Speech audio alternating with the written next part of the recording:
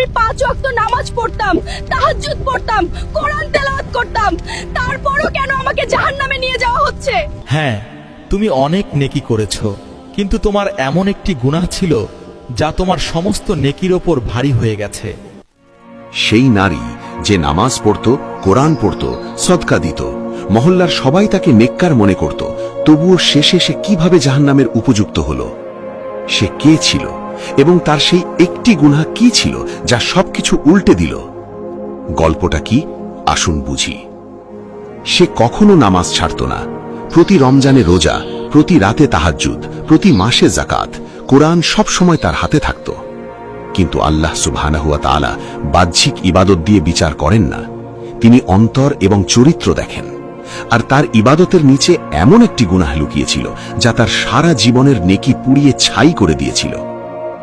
সে তার স্বামীর সাথে খারাপ আচরণ করত, তাকে খোঁটা দিত, তার উপর রাগ করত, তাকে ছোট করে দেখাত। তিক্ত বাক্য, কঠোর শব্দ, আঘাত দেওয়ার মতো কথা। সে কোরআন পড়ত আর সেই একই মুখ দিয়ে নিজের স্বামীর হৃদয় ভেঙে দিত। সে ভাবত যে তাহাজ্জুদের নামাজ তাকে বাঁচিয়ে নেবে, রোজা তার ঢাল হয়ে দাঁড়াবে, সদকা তার গুনাহ ধুয়ে ফেলবে। কিন্তু সে ভুলে গিয়েছিল যে হৃদয় ভেঙে দেওয়া ভাষা সবকিছু ধ্বংস করে দেয়।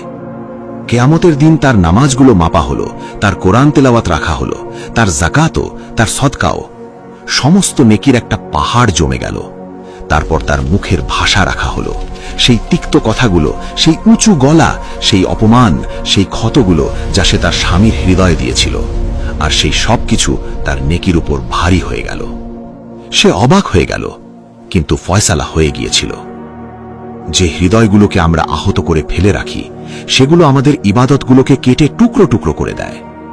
মানুষের সবচেয়ে বড় পরীক্ষা ইবাদত নয়, আহলাক, অর্থাৎ চরিত্র বা আচরণ। আর সবচেয়ে বড় জিহাদ হল নিজের পরিবারের সদস্যদের সাথে ভালো আচরণ করা। এক মুহূর্তের জন্য একটু ভেবে দেখুন তো, আমাদের মুখের ভাষাও কি আমাদের নেকিগুলো খেয়ে ফেলছে না তো?